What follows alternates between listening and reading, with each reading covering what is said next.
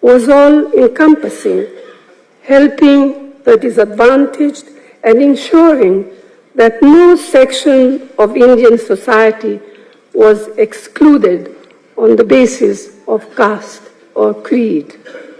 The fundamental assumptions that guided our freedom struggle and inspired our country after independence are now being called into question. Today, we see rising intolerance, rising violence, a skewed vision of our history and society is being imposed along with falsehood and unscientific ideas. All this is the antithesis of the liberal, secular, and democratic foundations of our country. If national integration was one of Indira Gandhi's passions, the preservation of India's rich and wonderful biodiversity was a vision far ahead of its time.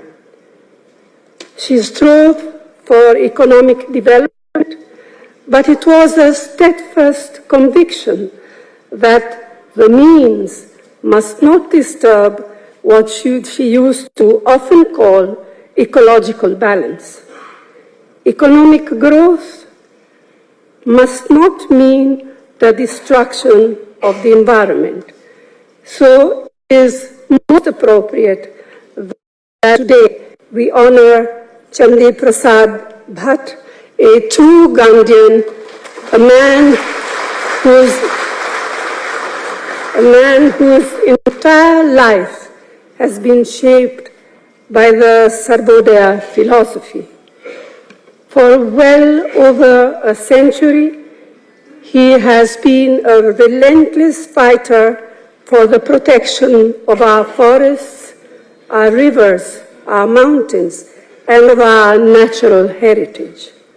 He has inspired people's movements in different parts of the country, of which the Chipko Andolan is perhaps the most famous. This agitation had a huge impact on Indira Gandhi's own thinking and led to the historic Forest Conservation Act of 1980. There is a fact that perhaps it's less known, and I would like to mention. In the mid-70s, Chandi Prasad Ji was also the savior of the sacred temple of Badrinath. There had been, at that time, a plan to embellish the temple, to modernize it, so to speak, by tampering with its original structure.